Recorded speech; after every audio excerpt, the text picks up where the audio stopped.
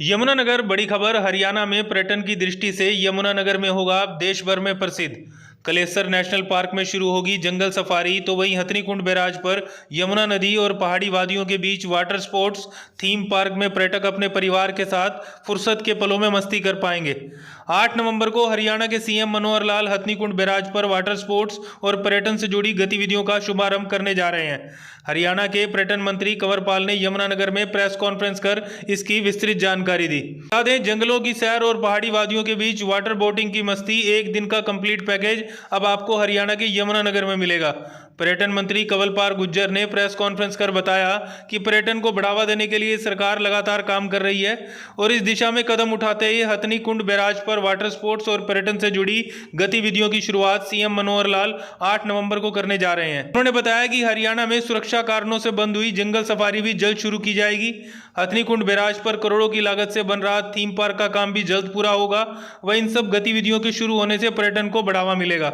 साथ ही हरियाणा से सटे हिमाचल, उत्तराखंड, उत्तर प्रदेश, पंजाब से पर्यटक यहां आएंगे, जिससे निश्चित रूप से हरियाणा के पर्यटन को बढ़ावा मिलेगा। कलेसर नेशनल पार्क की जंगल सफारी, हथनीकुंड बैराज पर वाटर स्पोर्ट्स और थीम पार्क में होगी मस्ती। अब हरियाणा के लोगों को इन सब गतिविधियों के लिए दूसरे राज्यों में जाने की जरूरत नहीं होगी। वहीं पर्यटन विभाग को भी इससे लाभ होगा। देखें रिपोर्ट।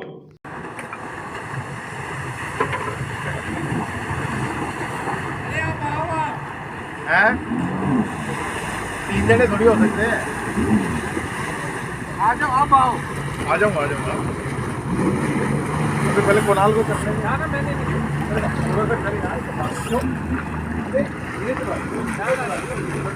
हमने टिक्करताल में काम शुरू किया था। जिस प्रकार से स्पोर्ट्स आप में से काफ़ी पत्रकार वहाँ गए भी, और हमारी इस टाइम जो है वो लगभग 8-10 हज़ार लोग रोजाना वहाँ आ रहे हैं। खासकर रविवार के दिन तो 10,000 से भी ज़्यादा की संख्या वहाँ होती है और काफ़ी उसका लाभ लोग उठा रहे हैं।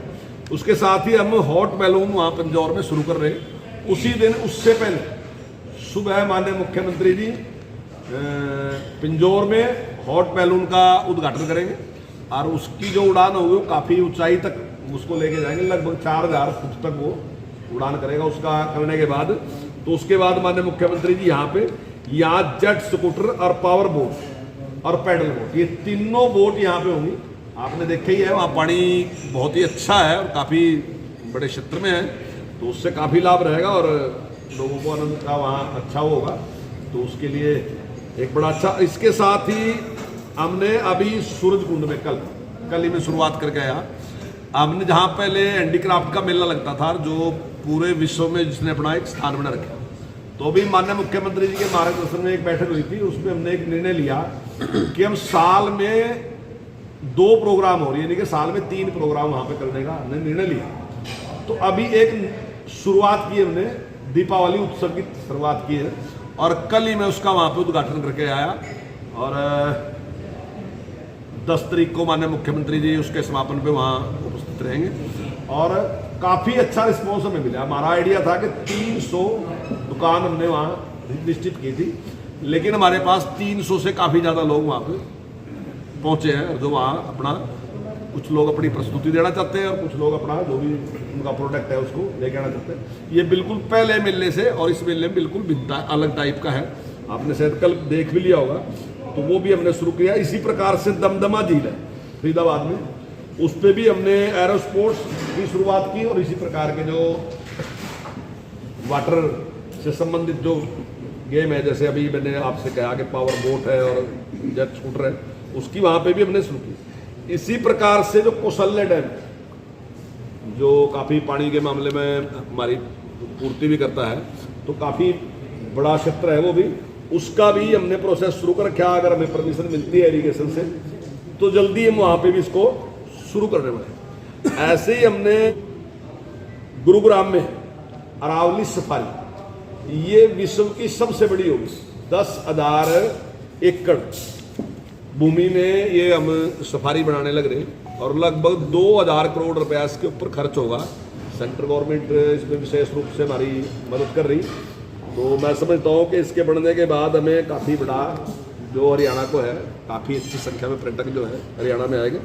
ऐसे ही कुरुक्षेत्र में हमने ज्योतिसर में कृष्णा सर्किट बना रहे हैं, 240 करोड़ रुपया हम खर्च कर रहे हैं। अभी आपने कई जगह देखा भी होगा, जो हमने मूर्ति लगाई काफ़ी ऊंची मूर्ति है, और वहाँ पे जिस प्रकार के जो प्रोग्राम हम देते हैं, तो उसके बारे में एक लाइट एंड साउंड का प्रोग्राम होता है, काफ़ी अच्छा, बहुत अच्छा प्रोग्राम, बहुत उसकी सराहना हो रही। मेरा आपसे भी निवेदन है कि आप किस दिन जरूर आएंगे वहाँ उसको देख के आएं। और जब ये पूरा बढ़ के तैयार होगा तो जब आप जाएंगे तो आपको पूरा महाभारत का जो सारा का सारा सीन है वो आपको दीवारों पे दिखेगा।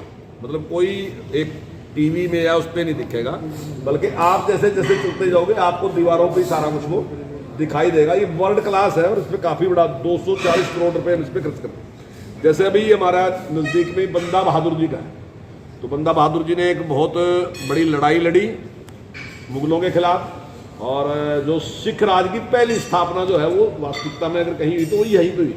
उनका ही सिक्का चला और उन्होंने बहुत बड़ा बलिदान दिया था। तो उनके उसमें हम यहाँ पर भी ये कर रहे हैं, 74 करोड़ रुपया खर्च करके हम यहाँ भी लाइट एंड साउंड और उस प्रकार के दूसरे और सारा का सारा व्यवस्था भी यहाँ पे करने वाले हैं। और अभी सरकार जिस प्रकार से पर्यटन के मामले में काफ़ी गंभीरता के साथ काम कर रही है, तो आज हमारे लिए बड़ा खुशी का अवसर ये है कि आने वाली 8 तारीख को माननीय मुख्यमंत्री जी हथनी कुंड बैराज पे जो एक नई स्पोर्ट्स का हमने वाटर स्पोर्ट्स का कुछ जो है वो शुरू किया है, तो उसका उद्घाटन करने के लिए, और एक वहाँ पे जो पार्क बना है, और एक जो अपना फॉरेस्ट की जो है सफारी जिसको हम शुरू करना दोबारा से चाहते हैं, जो पहले थी जंगल सफारी, उसको दोबारा से हम शुरू करने जा रहे हैं। और मैं समझता हूँ कि ये एक दिन के लिए बहुत ही अच्छा एक पैकेज है किसी भी व्यक्ति के लिए जो घूमना चाहता है। यानी कि उसके पास पानी का अगर उसका इंटरेस्ट है, अगर उसमें कोई क्रीड़ा करना चाहता तो वहाँ वो भी है, और अगर वो जंगल में घूमना चाहता तो उसके पास वो भी है। तो ऐसी शायद बहुत ही कम जगह होगी जहाँ दोनों चीज़ें इकट्ठी, दोनों तीनों चीज़ें इकट्ठी हो, मतलब प्रकृति की इतनी सुंदरता वहाँ है। तो एक इस प्रकार का वहाँ पे हम शुरुआत करने जा रहे हैं, और 8 तारीख को माननीय मुख्यमंत्री जी उसका उद्घाटन करेंगे।